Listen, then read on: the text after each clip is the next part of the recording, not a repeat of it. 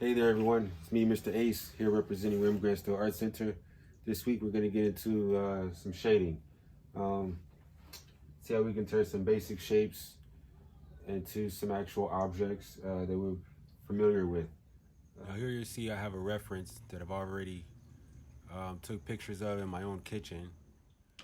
So that's what we're going to be working with, which is an apple inside of a bowl of water.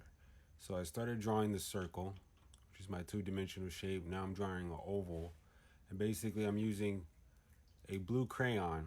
And with this blue crayon, what I'm doing is just utilizing it as a way of drawing my light lines, my sketchy lines. I'm going to do a value system here so you can see through 1 through 10 how you should be looking at your values, um, whether it's grayscale, blue scale, red scale. Um, Blue tends to usually not be such a standout color. I can put black or red on top. Here I've started applying ellipses to the two-dimensional shape. Now it's more like a sphere.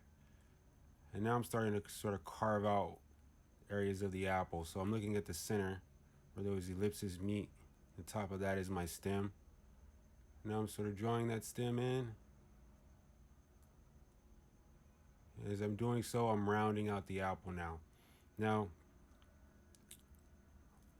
not all of the apple is submerged in the water. So with this idea, I'm starting to now take black and go over it.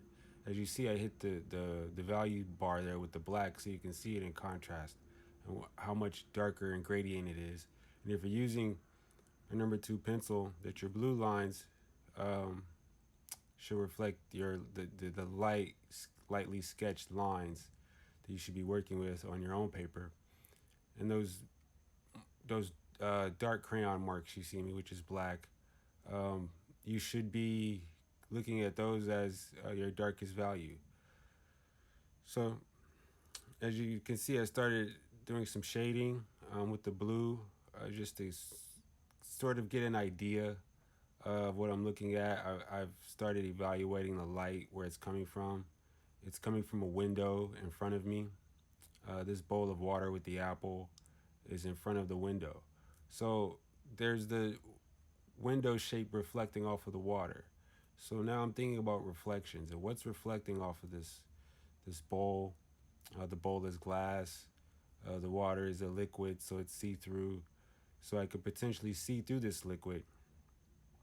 And because I can see through this liquid, I'm assuming I can still see the rest of the apple.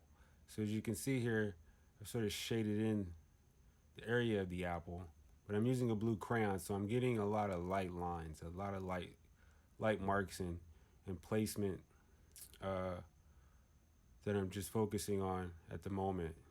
Proportions, dealing with some of the proportions, not getting into too much accuracy here, but just want to make a quick study of what I'm looking at. And so I come back with the black crayon, started shade over that blue crayon to sort of really build up the values I'm looking for.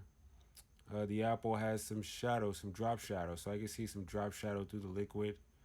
So I'm sort of going over these things and making a permanent mark. So these are the real core values that I want to look at. Um, there's the shadow itself that I'm shading, but then I'm also looking to shade what's reflecting. So I'm looking for the reflections that are being made from the light hitting the apple and the water, the bowl of water itself, and then looking at whatever natural shadows are just um, coming from that. Now I have a red crayon. As you see here, I'm shading with red. This is so you can see more distinctively how the apple sort of surfaces too. Just bringing a little color into it. I'll do a couple of these value scales here. Um, Black value scale, red value scale. I've added a little black to the red value scale so you can see how we can push the darkness of the red a little bit by just lightly shading a little bit of black down first, or even afterwards. So I'll use my black crayon to start popping out um, some more marks that I want to be sure about.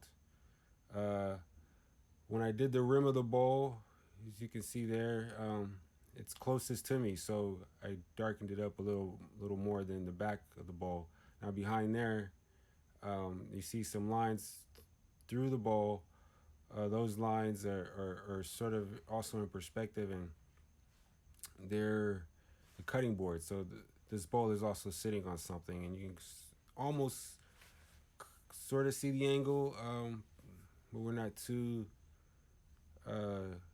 really focusing on the angle of the cutting board. We're just focusing on the glass bowl of water with the apple in it. And so as you can see where the section of the apple that's immersed in the water, that section is lightly sketched in. So I'm shading in this up and down motion. I go side to side based on the roundness of the apple. I try to shade one way all the way through and just sort of focus on the values, what areas are lighter, what areas are darker. So as I go along here, I'm just using the blue crayon, going back and forth, getting my value system going, getting a little more deep into it. I can adjust proportions and things like that along the way. Give this exercise a shot. It doesn't have to be an apple. It could be anything. You could submerge something in water. Try to draw it. Most importantly, make observation.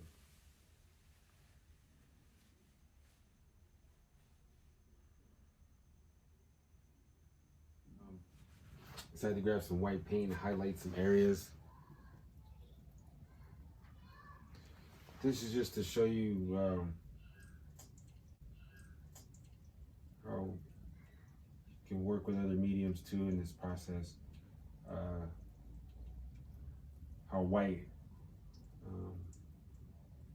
can make a difference here, a huge difference. See, if you have some white paint or some charcoal, you can just use those for your highlights.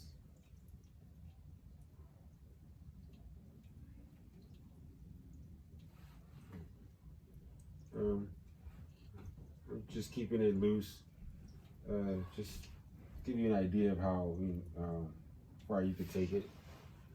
I hope this helps you out. Okay, everyone, take care.